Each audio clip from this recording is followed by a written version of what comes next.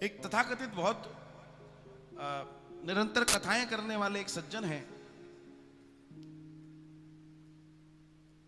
और बड़े निरंतर उनकी कथाएं चलती रहती हैं, शिव कथा कहते हैं। और मुझे कोई गुरेज नहीं है टीवी से कहने में। उन्होंने उनका एक वक्तव्य कल मैंने देखा कि ये जो लोग कह रहे हैं कि कपड़े की मर्यादा तीर्थों में कथाओं में रखें, ये लोग दरअसल एक षड्यंत्र का काम है।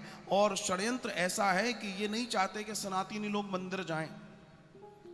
और भोले बाबा किसी के कपड़े थोड़ी देखते हैं, भोले बाबा तो भाव देखते हैं। पहले तो ये बताओ भाई साहब कि भोले बाबा के लिए कपड़े के लिए किसने बोल दिया?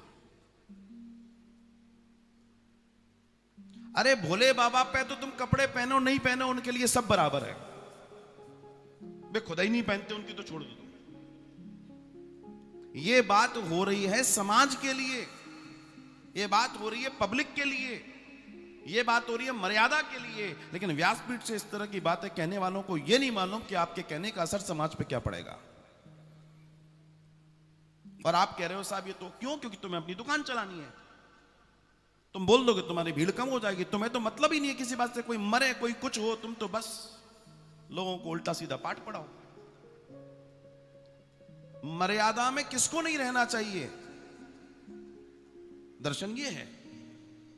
और आप व्यासपीठ से कह रहे हैं कि नहीं ये तो एक षड्यंत्र है जिससे हिंदू अपने मंदिर न जा पाए। इसका मतलब ये बात तय है कि हिंदू मंदिर जाना नहीं पसंद करेंगे लेकिन कपड़े फटे पहनेंगे। तुम तो यही कहना चाह रहे हो। इसका मतलब क्या इतने हिंदू ऐसा हो गया?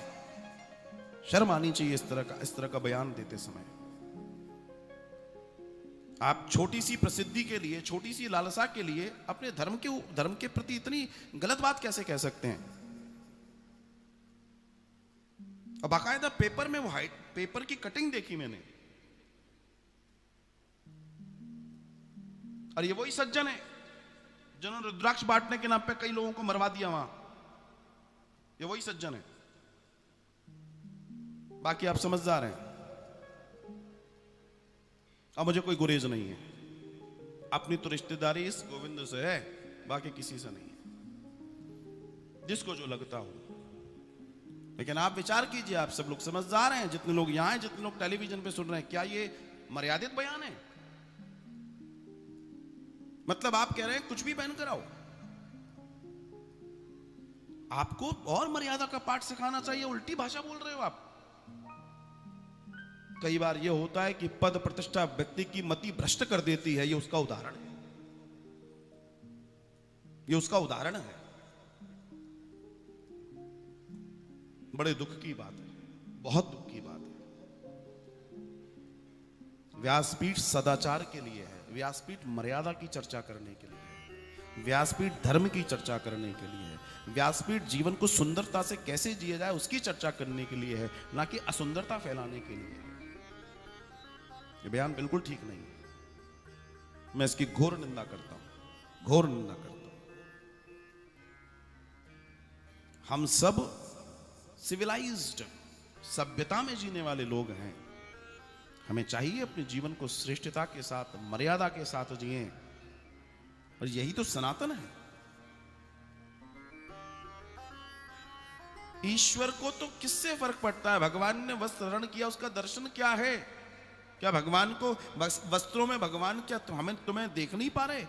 अरे उसके आगे वस्त्र है या नहीं है, उससे क्या फर्क पड़ता है? बोला भोले बाबा को फर्क नहीं पड़ता। बात ये भोले बाबा की बात कहां गई? यहाँ तो इंसानों की बात हो रही है। और अगर ऐसा ही है, सुनिए मेरी बात को, मैं शास्त्रीय प्रमाण दे रहा हूं। अगर ऐसा ही है तो हमारे पुराणों में ये क्यों लिखा गया कि तीर्थ में जाकर अगर कोई व्यक्ति किसी महिला को या किसी पुरुष को काम या कुदृष्टि से देखता है, उसके लिए इतने इतने नरक हैं। फिर पहले ही बोल दिया गया ये बात, तो फिर तो ये नहीं बोला जाना चाहिए था, ना लिखा जाना चाहिए था। अगर आप ऐसी बात कह रहे हैं तो हमारे वो ऋषि मुनियों को भी आप गलत साबित कर रहे हैं। इतना अहंकार पद प्रतिष्ठा का ठीक नहीं है, बिल्कुल ठीक नहीं है। कुछ चीजें बड़ी अटपटी हो रही हैं। एक व्यासपीठ से बैठकर एक और सज्जन है, उनको मैंने सुना वो करे रात्रि में जो ब्राह्मण ये शादियां करा रहे हैं, ये राक्षस प्रवृत्ति है, वेदों का उच्चारण नहीं किया जाता रात्रि में, ऐसे राक्षसों से बचें। यानी ये नहीं मालूम कि वेद क्या होता है। बड़ी बड़ी दाढ़ी बना के बड़ी बड़ी जुड्डे बांध के बैठ गए, वेद की एबीसीडी नहीं मालूम। किसी भी विवाह पद्धति में कभी भी रात्रि में जब ब्राह्मण देवता जब वेदों का उच्चारण करते हैं तो जो मूल उच्चारण है वैसे नहीं करते। जैसे वेद गाए जाते हैं मूल रूप में कभी नहीं बोलते, वो मंत्र रूप में बोलते हैं। उन्हें यही नहीं मालूम। स्वाध्याय करते समय, जो स्वाध्याय का समय है वेद का सिर्फ वही बताया गया है, भोजन के बाद भी वेद पढ़ने की चर्चा नहीं है।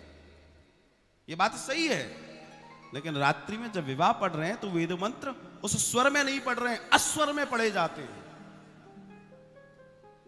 जो उनका सुस्वर है, जो स्वर है वेदों का, उस वेद में कभी कोई ब्राह्मण को आपने विवाह पढ़ते नहीं देखा होगा। मंत्रों के द्वारा पढ़ा, फिर वो मंत्र में कन्वर्ट हो जाता है।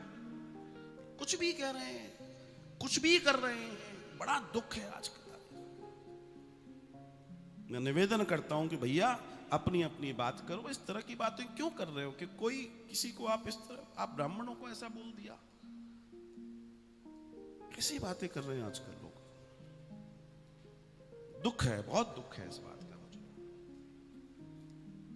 बोलो राधे राधे, राधे गौ माता की जय।